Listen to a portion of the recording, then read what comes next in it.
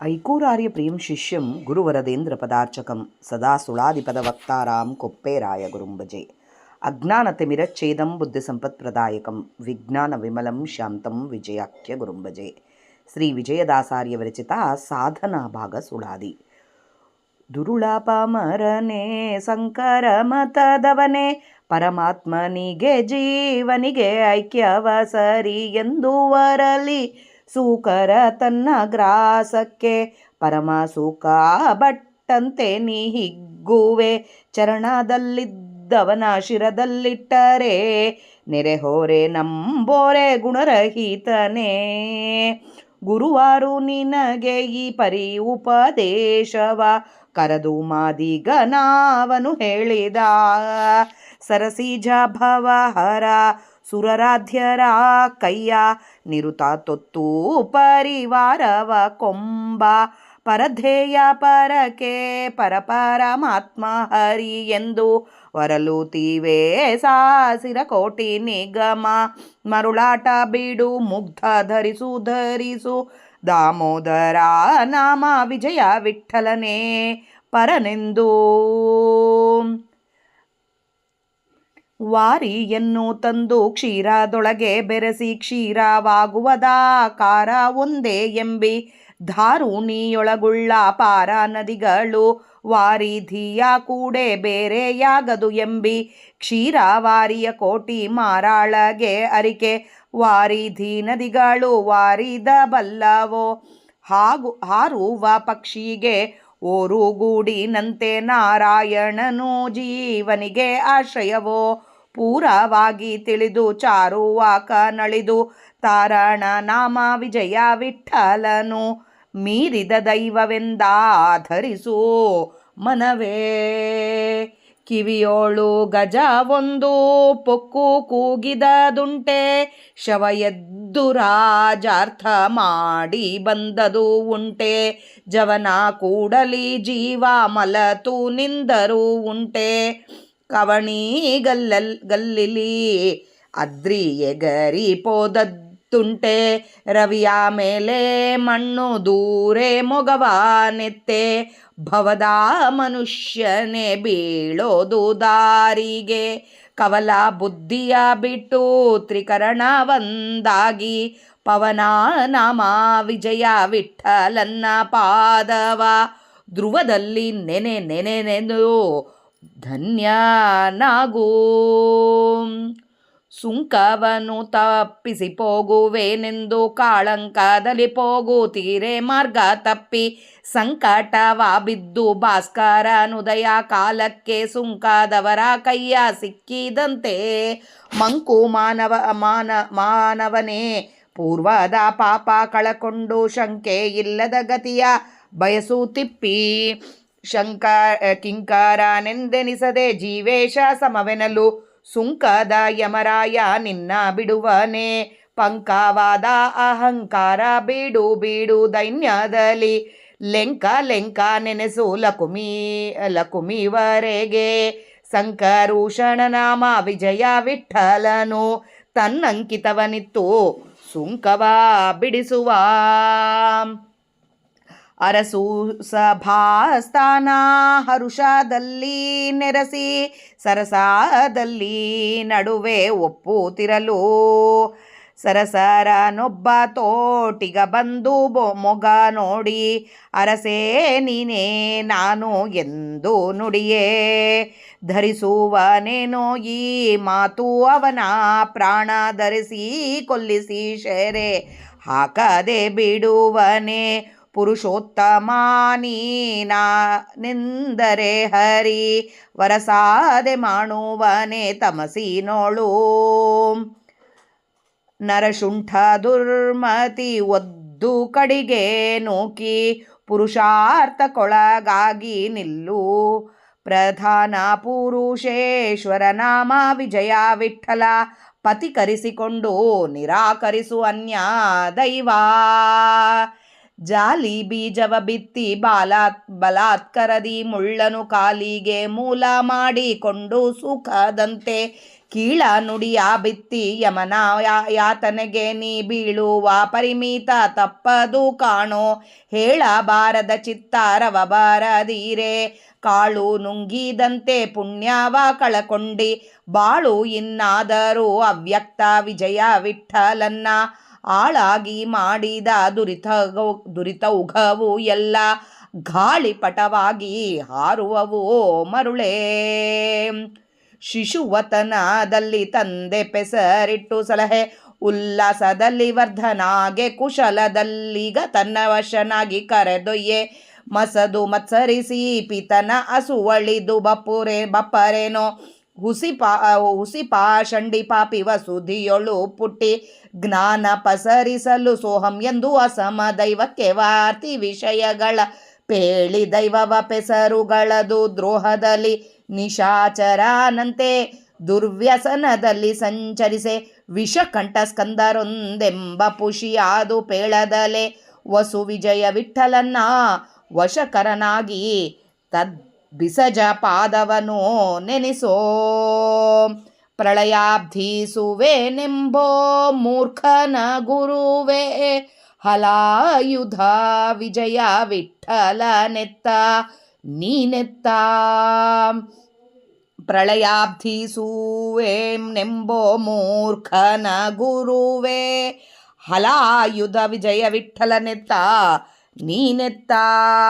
ಮಧ್ವಾಂತರ್ಗತ ಶ್ರೀಕೃಷ್ಣಾರ್ಪಣಮಸ್ತು. ಜಯ ವಿಜಯರಾಯ. ಹರೇ ಶ್ರೀನಿವಾಸ. ಇವತ್ತು ನಾವು ಶ್ರೀ ವಿಜಯದಾಸಾರ್ಯ ವಿರಚಿತ ಸಾಧನಾ ಭಾಗ ಸುಳಾದಿ ಮಧ್ವ ಮತೋತ್ಕರ್ಷ ಪೂರ್ವಕ ಸಾಧನ, ಈ ಮಾಯಾವದ ಮತದ ಖಂಡನ ಹೇಳುವ ಸುಳಾದಿಯ ಅರ್ಥ ತಿಳಿಲಕ್ಕೆ ಪ್ರಯತ್ನ ಮಾಡೋಣ.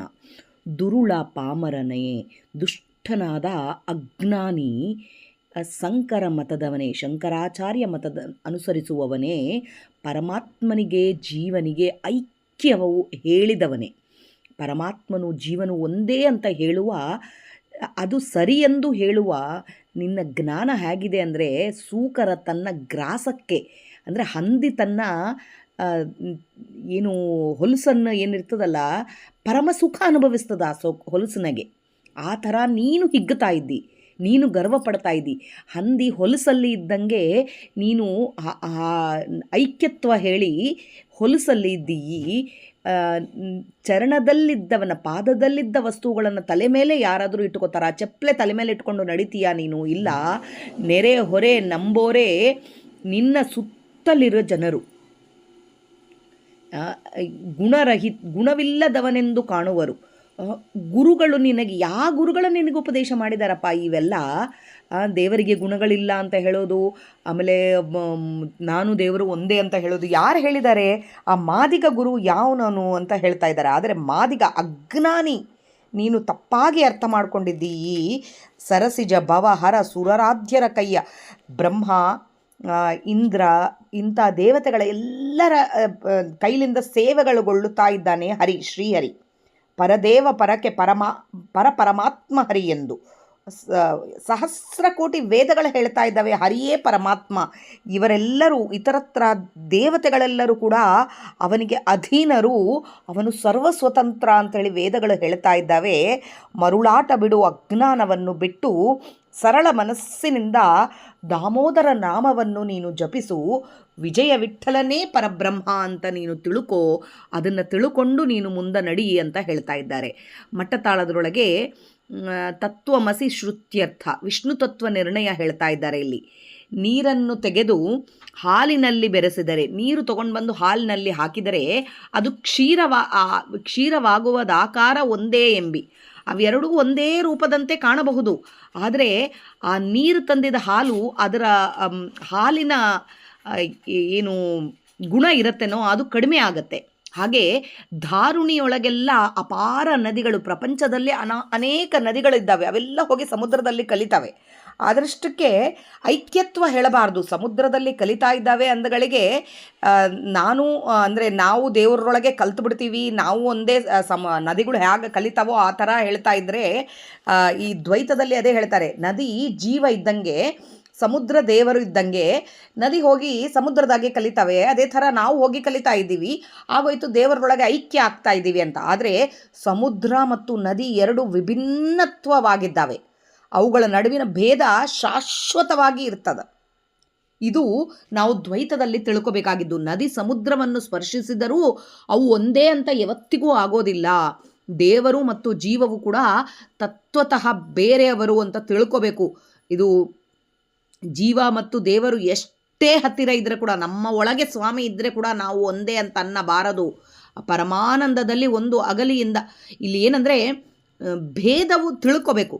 ಆ ಭೇದ ತಿಳ್ಕೊಲಿಲ್ಲ ಅಂತಂದರೆ ಅಂದಂತ ಮಸ್ಸಿಗೆ ಹೋಗ್ತೀವಿ ನಾವು. ಅದು ಇಲ್ಲಿ ಹೇಳ್ತಾ ಇದ್ದಾರೆ. ಹಾರುವ ಪಕ್ಷಿಗೆ ಓರುಗೂಡಿನಂತೆ, ಒಂದು ಹಾರೋ ಪಕ್ಷಿಗೆ ಒಂದು ಗೂಡು ಆಶ್ರಯವಾದಂತೆ ಈ ಆತ್ಮನಿಗೆ, ಈ ನಮ್ಮ ಜೀವನಿಗೆ ದೇವರು ಒಂದು ಆಶ್ರಯ. ಆದರೆ ಸಮವಲ್ಲ. ನಮ್ಮ ಒಳಗೆ ಸ್ವಾಮಿ ನಿಂತು ನಮಗೆ ಆಶ್ರಯ ಕೊಟ್ಟಿದ್ದಾನೆ, ನಮ್ಮಲಿಂದ ಕೆಲಸ ಮಾಡಿಸ್ತಾ ಇದ್ದಾನೆ. ಈ ಸತ್ಯವನ್ನು ತಿಳಿದು ಆಸ್ತಿಕ ಈ ತತ್ವವನ್ನು, ಈ ಅದ್ವೈತ ತತ್ವವನ್ನು ಬಿಡು, ತಾರಕ ನಾಮವಾದ ವಿಜಯ ವಿಠ್ಠಲನ್ನ ಅವನೇ ಶ್ರೇಷ್ಠ ದೈವವೆಂದು ಆರಾಧನೆ ಮಾಡು ಅಂತ ಹೇಳ್ತಾ ಇದ್ದಾರೆ ಇಲ್ಲಿ. ಹಾಗೆ ಇನ್ನೂ ಹೇಳ್ತಾ ಇದ್ದಾರೆ ಏನಂದರೆ, ಈ ದೇವರು ನಾನು ಒಂದೇ ಅಂತ ಹೇಳೋದು ಎಷ್ಟು ಅಸಹಜ ಅಂತ ಹೇಳಕ್ಕೆ ಕೆಲವು ಎಕ್ಸಾಂಪಲ್ಸ್ ಕೊಡ್ತಾ ಇದ್ದಾರೆ. ಕಿವಿಯೊಳು ಗಜ ಒಂದು ಪೊಕ್ಕು ಕೂಗಿದಂತೆ. ಕಿವಿಯೊಳಗೆ ಹೋಗಿ ಗಜ ಕೂಗ್ತದ ಯಾವತ್ತಿಗಾದರೂ? ಅದು ಸಂಭವಿಸ್ತದ? ಶವ ಎದ್ದು ರಾಜಾರ್ಥ ಮಾಡಿದಂತೆ. ಸತ್ತ ಮನುಷ್ಯ ಎದ್ದು ರಾಜ್ಯ ನಡೆಸದ ಉದಾಹರಣೆ ಇದೇನಾ? ಹಾಗೆ ಜನನ ಕೂಡಲಿ ಜೀವ ಮಲತು ನಿಂದದು ಉಂಟೆ.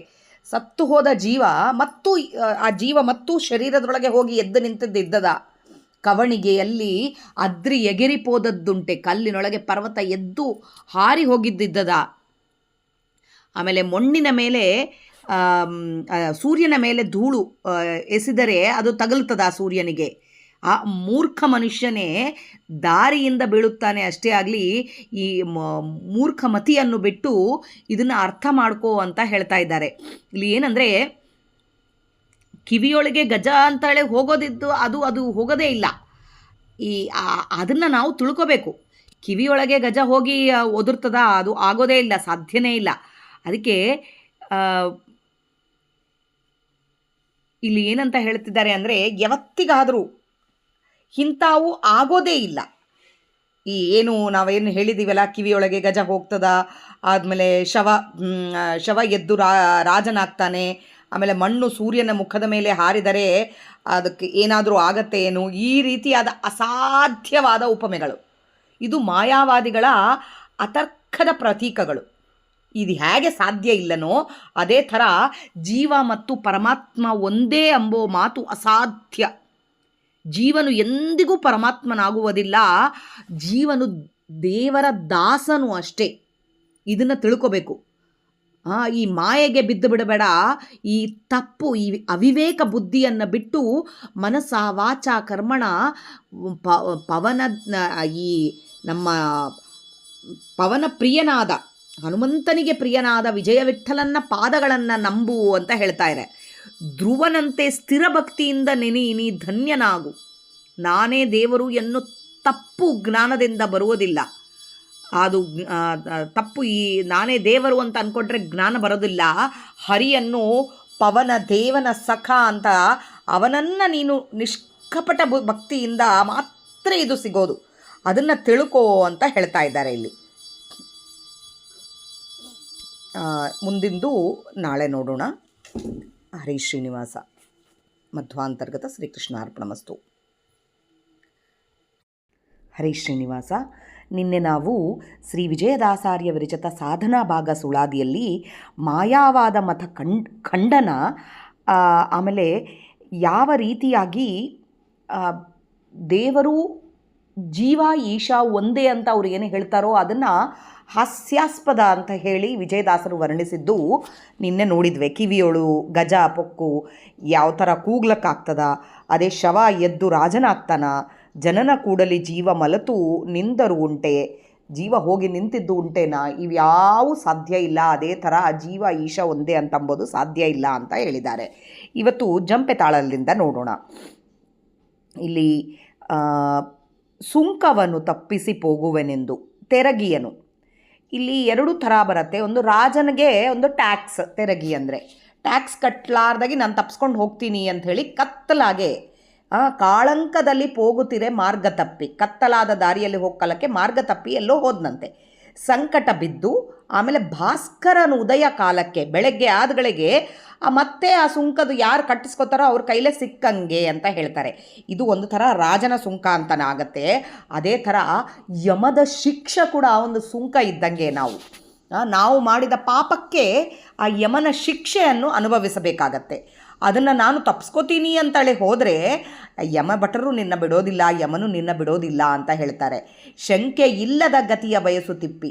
ಇದೆಲ್ಲ ನೀನು ಮೂಢ ಮನುಷ್ಯ, ಪೂರ್ವಜನ್ಮದ ಪಾಪದಿಂದ ನೀನೇನಂತಿದ್ದಿ, ಈಗ ಜೀವ ಈಶ ಒಂದೇ ಅಂತ ಹೇಳಿ ನಾನು ಮೋಕ್ಷಕ್ಕೆ ಹೋಗ್ತೀನಿ ಅಂತ ಹೇಳ್ತಾ ಇದ್ದೀಯೋ. ದೇವದಾಸನೆಂದು ತಿಳಿಯದೆ ಆತ್ಮನ ದೇವನ ಸಮವೆಂದು ಭಾವಿಸುವ ನೀನು. ದೇವದಾಸನೆಂದು ತಿಳಿತಾ ಇಲ್ಲ ನೀನು, ಕಿಂಕರನೆಂದೆನಿಸದೆ ನೀನು ಸೇವಕ, ನೀನು ಬರೇ ಸೇವಕ, ದೇವನ ದಾಸ ನೀನು. ಅದು ತಿಳ್ಕೊಲಾರ್ದಾಗಿ ನಾನು ಒಂದೇ ಅಂತ ಹೇಳ್ತಾ ಇದ್ದೀಯೋ. ನಿನ್ನ ಸುಂಕದ ಯಮರಾಯ ನಿನ್ನ ಬಿಡುವೆನೇ, ಯಮನು ನಿನ್ನ ಬಿಡ್ತಾನ. ಯಮ ಸುಂಕ ಅಂದಂತಮಸ್ಸಿಗೆ ಕರ್ಕೊಂಡು ಹೋಗ್ತಾನೆ ನಿನ್ನ. ಸುಂಕದ ಯಮರಾಯ ನಿನ್ನ ಬಿಡುವುದಿಲ್ಲ. ಪಂಕವಾದ ಅಹಂಕಾರ ಬಿಡು, ನಿನಗೆ ಅಹಂಕಾರ ಭಾಳ ಇದೆ, ಆ ಅಹಂಕಾರದ ಕೆಸರು ಬಿಡು ನೀನು. ವಿನಮ್ರತೆಯನ್ನು ಧರಿಸು. ದೈನ್ಯದಲ್ಲಿ ಲಕ್ಷ್ಮೀದೇವಿಯ ಸಾನ್ನಿಧ್ಯವನ್ನು ಮನದಲ್ಲಿ ತಂದುಕೋ, ದೇವರನ್ನು ನೆನೆಸು. ಸಂಕರ್ಷಣ ನಾಮನಾದ ವಿಜಯ ವಿಠ್ಠಲ ರೂಪ ಪರಮಾತ್ಮನ ನೆನೆಸು. ಅವನನ್ನು ನಂಬು. ಅವನ ನಾಮ ನಂಬಿ ಅವನ ಅಂಕಿತವನ್ನು, ಅಂದರೆ ಅವನ ಮುದ್ರೆಗಳನ್ನು ಧರಿಸಿದವನಿಗೆ ಯಮಸುಂಕವೂ ಇಲ್ಲ ಅಂತ ಹೇಳ್ತಾರೆ. ದೇವರ ಭಕ್ತಿ ಎಂಬೋ ನಾಮದಲ್ಲಿ ನಾವು ತೇಲಾಡಿದರೆ ಯಮಸುಂಕ ಇರೋದಿಲ್ಲ. ನೀನೇನೋ ಯಮಸುಂಕ ತಪ್ಪಿಸ್ಕೋತೀನಿ ಅಂಥೇಳಿ ಈ ಅದ್ವೈತ ಮತದರೊಳಗೆ ಬಿದ್ದು ಆ ಕತ್ತಲೆರೊಳಗೆ, ಅದ್ವೈತ ಮತ ಅಂಬೋದು ಒಂದು ಕತ್ತಲೆ, ಅದರೊಳಗೆ ಬಿದ್ದು ಹೋಗ್ತಾ ಇದ್ದೀಯೋ. ಆದಮೇಲೆ ನೀನು ಸತ್ತ ಮೇಲೆ ನಿನಗೆ ಭಾಸ್ಕರ ಉದಯ ಕಾಲ ಬಂದಾಗೆ ನಿನ್ನ ಯಮಭಟರು ಕರ್ಕೊಂಡು ಹೋಗಿ ಅಂದಂತಮಸ್ಸಿಗೆ ಹಾಕ್ತಾರೆ. ಇದು ಸತ್ಯ ಅಂತ ಹೇಳಿ ವಿಜಯದಾಸರು ಗಟ್ಟಿಯಾಗಿ ಹೇಳ್ತಾ ಇದ್ದಾರೆ. ಅರಸು ಸಭಾಸ್ಥಾನ ಹರುಷದಲ್ಲಿ ನೆರೆಸಿ. ಒಂದು ಅರಸು ಸಭದಲ್ಲಿ ಉಲ್ಲಾಸದಿಂದ ಕುಳಿತಿದ್ದಾನೆ. ಆವಾಗ ಮಧ್ಯದಲ್ಲಿ ಜನರ ಸರಿಗೆ ಮಾತಾಡೋ ಕಾಲಕ್ಕೆ ಸರಸರನೊಬ್ಬ ತೋಟಿಗ, ಒಬ್ಬ ಅಹಂಕಾರಿ ಒಬ್ಬನು ಬಂದು ಅರಸನ ಮುಖ ನೋಡಿ ನಾನು ನೀನು ಒಂದೇ ಅಂತ ಹೇಳಿದ್ನಂತೆ. ಆಗ ಹೇಳಿದಾಗೆ ಅರಸನ್ನ ಅದನ್ನು ಸಹಿಸ್ತಾನಾ? ರಾಜನ ಹತ್ರ ಹೋಗಿ ನೀನು ನಾನು ಅಂದರೆ ಸಹಿಸ್ತಾನಾ? ತಕ್ಷಣ ಬಂಧಿಸಿ ಕೊಲ್ಲುತ್ತಾನೆ. ಅದೇ ಥರ ಸ್ವಾಮಿಯನ್ನು ಹರಿಗೆ ನಾನೇ ಪರಮಾತ್ಮ ಅಂತ ಹೇಳ್ತಾ ಇದ್ದೀಯಲ್ಲೋ, ಅಜ್ಞಾನದಲ್ಲಿ ಬೀಳ್ತಾ ಇದ್ದೀಯಲ್ಲೋ, ದುರ್ಮತಿಯನ್ನು ಒಡೆದು ಹೊರತಳ್ಳಿ ನಿನ್ನ ನಿಜ ಪುರುಷಾರ್ಥ ಕೊಟ್ಟು ನಿನ್ನ ನೋಡು, ಇಲ್ಲ ಅಂದರೆ ಅಂದಂತಮಸ್ಸಿಗೆ ಹಾಕ್ತಾನೆ ಸ್ವಾಮಿ. ಅಜ್ಞಾನದಲ್ಲಿ ಬೀಳ್ತಾ ಇದ್ದಿ ನೀನು. ನಿಜ ಪುರುಷಾರ್ಥ ಭಕ್ತಿ ಜ್ಞಾನ ಎಂಬುದನ್ನು ನೀನು ತಂದುಕೋ. ಪ್ರಧಾನೀಶ್ವರನಾದ ವಿಜಯ ವಿಠ್ಠಲ ನಾಮವನ್ನು, ಅವನೇ ಪ್ರಧಾನ ಅಂತ ತಿಳ್ಕೊಂಡು ಅವನ ನಾಮವನ್ನು ಅದನ್ನು ಹಿಡಿದು ಅನ್ಯ ದೇವತೆಗಳ ಆರಾಧನೆಯನ್ನು ಬಿಟ್ಟು ಜೀವ ಈಶ ಒಂದೇ ಅಂತ ಹೇಳಬೇಡೋ, ಅಂದಂತಮಸ್ಸಿಗೆ ಹೋಗ್ತೀಯೋ ಅಂತ ಹೇಳ್ತಾ ಇದ್ದಾರೆ ವಿಜಯದಾಸರು ಗಟ್ಟಿಯಾಗಿ. ಜಾಲಿ ಬೀಜವತ್ತು ದುಷ್ಟ ಬಿತ್ತನ, ಯಾವುದೋ ಜಾಲಿ ಗಿಡ ಅಂತ ಇರ್ತದೆ ನೋಡ್ರಿ, ಮುಳ್ಳಿನ ಗಿಡ. ಅದನ್ನು ನೀನು ಬಿತ್ತಿ ಮುಳ್ಳು ಬರ್ತಾ ಇದೆ ಅಂಥೇಳಿ ಕಾಲಿಗೆ ಮುಳ್ಳು ಬರ್ತಾ ಇದ್ದಾವೆ, ಕಷ್ಟಪಡ್ತಾ ಇದ್ದೀನಿ ಅಂತಂದರೆ ಬರಲಾರ್ದಾಗ ಇರ್ತದ. ಕೆಟ್ಟ ಮಾತುಗಳಿಂದ ಯಮನ ಯಾತನೆಗೆ ನೀ ಬೀಳ್ತಾ ಇದ್ದೀಯೋ. ಈ ಜಾಲಿ ಬೀಜ ಬಿತ್ತಿದಂಗೆ ಬಿಡ್ತಾ ಇದ್ದೀ ನೀನು. ನಾನು ದೇವರು ಒಂದೇ ಅಂತ ಹೇಳಿ ಆ ಕೆಟ್ಟ ಮಾತುಗಳಿಂದ ಯಮ ಯಾತನೆಗೆ ಬೀಳ್ತೀಯಿ. ಪರಿಮಿತ ತಪ್ಪದು, ಅದು ತಪ್ಪದ ಫಲ ನಿನಗೆ. ಹೇಳಬಾರದ ಚಿತ್ತಾರವ ಬರದಿರೆ ಹೇಳಬಾರದ ಮಾತುಗಳನ್ನು ಹೇಳಬೇಡ ನೀನು. ಕಾಳು ನುಂಗಿದಂತೆ ಕಲ್ಲು ನುಂಗಿದ ಥರ ಪುಣ್ಯ ಕಳ್ಕೊಳ್ತಾ ಇದ್ದೀಯಿ. ಬಾಳು ಜೀವನ ಅವಧಿಯಲ್ಲಿ ಅವ್ಯಕ್ತನಾದ ವಿಜಯ ವಿಠ್ಠಲನ್ನ ಅರಿತು ಕೊಂಡಾಡು ಅಂತ ಹೇಳ್ತಾ ಇದ್ದಾರೆ. ಎಲ್ಲ ಪಾಪಗಳು ಕಾಗದದ ಹಕ್ಕೆಯಂತೆ ಹಾರಿ ಹೋಗ್ತಾವೆ, ಕಾಗದದ ಥರ ಹಾರಿ ಹೋಗ್ತಾವೆ ನೀನು ದೇವರ ಶರಣಾಗತಿ ಆದರೆ. ಈ ಅಜ್ಞಾನವನ್ನು ಬಿಟ್ಟು ಸ್ವಾಮಿಯ ಪಾದಕ್ಕೆ ಎರಗು ಅಂತ ಹೇಳ್ತಾ ಇದ್ದಾರೆ ಇಲ್ಲಿ. ಆಮೇಲೆ ಆದಿತಾಳದೊಳಗೆ ಬಾಲ್ಯದಲ್ಲಿ ತಂದೆ ಹೆಸರಿಟ್ಟು ಸಂತೋಷದಿಂದ ಬೆಳೆಸುತ್ತಾನೆ. ಆದರೆ ದೊಡ್ಡವನಾದ ಮೇಲೆ ಅಹಂಕಾರದಿಂದ ತಂದೆಯನ್ನೇ ಪಿತನ ಹಸುವಳಿದು ಬಪ್ಪರೇನೋ ಅಂದರೆ ತಂದೆಯ ಅಹಂಕಾರದಿಂದ ತಂದೆಯನ್ನೇ ಕೊಲ್ಲುತ್ತೀಯಾ? ಇಲ್ಲಲ್ಲ, ಈ ರೀತಿ ನೀನು ದೇವನಿಗೆ ನಾನು ನೀನು ಒಂದೇ ಅಂಥೇಳಿ ದೇವರನ್ನು ತಂದೆ ನಿನ್ನ ಹುಟ್ಟಿದಾಗಲಿಂದ ನಿನ್ನ ನೋಡ್ಕೊಂಡಿದ್ದ ತನ್ನ ಅಹಂಕಾರದಲ್ಲಿಂದ ಈ ರೀತಿ ಬೈತಾ ಇದೆಯಲ್ಲೋ ಅಂತ ಹೇಳ್ತಾ ಇದ್ದಾರೆ. ಹುಸಿ ಪಾಷಾಂಡಿ ಪಾಪಿ ವಸುಧಿಯೊಳು ಪುಟ್ಟಿ ಜ್ಞಾನ ಪಸರಿಸಲು ಸೋಹಂ ಎಂದು, ಹುಸಿಯಾದ ಪಾಷಾಂಡನಾಗಿ ಜನಿಸಿ ಸೋಹಂ ಎಂದು ತಪ್ಪು ತತ್ವ, ನಾನು ದೇವರು ಒಂದೇ ಎಂಬ ತಪ್ಪು ತತ್ವವನ್ನು ಸಾರ್ತಾ ಇದ್ದೀ. ಅಸಮಾನ ದೈವತೆಗಳ ವಿಷಯ ಪ್ರೇಮ ಉಪದೇಶಿಸುತ್ತಾ ಇದ್ದೀಯಪ್ಪ. ಅದು ತಪ್ಪು. ದೈವದ ಪೆಸರುಗಳನ್ನು ದ್ರೋಹದಲ್ಲಿ ನಿಶಾಚರನಂತೆ ದುರ್ವ್ಯಸನದಲ್ಲಿ ಸಂಚರಿಸುವೆ. ದೇವನ ನಾಮವನ್ನು ದ್ರೋಹದಿಂದ ಉಚ್ಚರಿಸಿ ದುಷ್ಟನಾಗಿ ಬದುಕ್ತಾ ಇದ್ದೀ. ವಿಷಕಂಠ ಶಿವನು ಸ್ಕಂದನು ಒಂದೇ ಎಂದು ತಪ್ಪು ಮಾತು ಹೇಳ್ತಾ ಇದ್ದೀಯಲ್ಲೋ. ಈಶ್ವರ ದೇವರು ಒಂದೇ ಎಂಬುದನ್ನು ಹೇಳ್ತಾ ಇದ್ದಿ. ಅದು ಎಂಥ ತಪ್ಪು ಆಗ್ತಾ ಇದೆ ನಿನ್ನಿಂದ. ಆದರೆ ನೀನು ದೇವರ ಪಾದವನ್ನು ಭಜಿಸಿದರೆ ಆ ತಪ್ಪುಗಳನ್ನೆಲ್ಲ ಕ್ಷಮಿಸ್ತಾನೆ ಸ್ವಾಮಿ. ಈಗಾದರೂ ನೀನು ಸ್ವಾಮಿಯ ಪಾದಕ್ಕೆ ಎರಗು ಅಂತ ಹೇಳ್ತಾ ಇದ್ದಾರೆ. ಪ್ರಳಯಾಬ್ಧಿಸುವೆನೆಂದು ಮೂರ್ಖನ ಗುರುವೆ, ನಾನು ಪ್ರಳಯ ಕಾಲದಲ್ಲಿ ಮಹಾಸಾಗರನಾದ ದೇವ ನಾನೇ, ಪ್ರಳಯ ಕಾಲದಲ್ಲಿ ಇದ್ದ ಆ ಸ್ವಾಮಿ ನಾನೇ ಅಂತ ಹೇಳ್ತಾ ಇದ್ದೀಯಲ್ಲೋ. ಎಂಥ ಮೂರ್ಖ ನಿನ್ನ ಗುರುವು. ಶಂಕರ ಮತದವನು ನಿನ್ನ ಮೂರ್ಖ. ಎಂಥ ಮೂರ್ಖನು ನಿನ್ನ ಗುರುವು. ಹಲಾಯುಧ ವಿಜಯ ವಿಠಲನೆತ್ತ ಅಂತ ವಿಜಯ ದೇವರು ಎತ್ತ, ನೀನು ಎತ್ತ. ಎಲ್ಲಿ ಸ್ವಾಮಿ, ಎಲ್ಲಿ ನೀನು? ಇಡೀ ಬ್ರಹ್ಮಾಂಡವನ್ನು ಪ್ರಳಯ ಕಾಲದೊಳಗೆ ನುಂಗಿದಂಥ ನಮ್ಮ ಸ್ವಾಮಿಯಲ್ಲಿ ನೀನು ಎಲ್ಲಿ? ನೀನು ನಾನು ದೇವರು, ಆ ಪ್ರಳಯ ಕಾಲದಲ್ಲಿ ಇದ್ದ ದೇವರು ಒಂದೇ ಅಂತೀಯಲ್ಲೋ ಮೂರ್ಖ. ನಿನ್ನ ಗುರುವು ಯಾರು? ನಿನಗೆ ಈ ಥರ ಹೇಳಿಕೊಟ್ಟವರು. ಅಂಥ ಆ ದೇವರ ನಾಮವನ್ನು ನಾನು ನೀನು ಒಂದೇ ಅಂತ ಅದನ್ನು ಹೇಳಿದದಕ್ಕೆ ನೀನು ಅಂದಂಥ ಮನಸ್ಸಿಗೆ ಹೋಗ್ತೀಯಿ. ನೀನು ನಿನ್ನ ಉಚ್ಚಾರ ಮಾಡಲಿಕ್ಕೆ ನಿನಗೆ ಅಧಿಕಾರ ಇಲ್ಲ ನಿನಗೆ. ಅಂಥದ್ದು ನೀನು ನಾನು ದೇವರು ಒಂದೇ ಅಂತೀಯಲ್ಲೋ. ದುಷ್ಟ ಮಾನವ, ಬದಲಾವಣೆ ಆಗು, ಸ್ವಾಮಿಗೆ ಕಾಲಿಗೆ ಬೀಳು ಅಂತ ಹೇಳಿ ವಿಜಯದಾಸರು ಇಲ್ಲಿ ಗಟ್ಟಿಯಾಗಿ ಹೇಳ್ತಾ ಇದ್ದಾರೆ. ಇದರಲ್ಲಿ ಏನಾದರೂ ತಪ್ಪುಗಳು ಹೇಳಿದರೆ ದಯವಿಟ್ಟು ಕ್ಷಮಿಸ್ರಿ. ನನ್ನ ಜೀವನ ಯೋಕ್ತಿಗೆ ಸ್ವಾಮಿ ಎಷ್ಟು ನುಡಿಸಿದ್ದಾನೋ ಅಷ್ಟೇ ಹೇಳಕ್ಕೆ ಪ್ರಯತ್ನ ಮಾಡಿರೋದು. ನಾಹಂಕರ್ತ ಹರಿಕರ್ತ ಮಧ್ವಾಂತರ್ಗತ ಶ್ರೀಕೃಷ್ಣಾರ್ಪಣಮಸ್ತು. ಜಯ ವಿಜಯರಾಯ.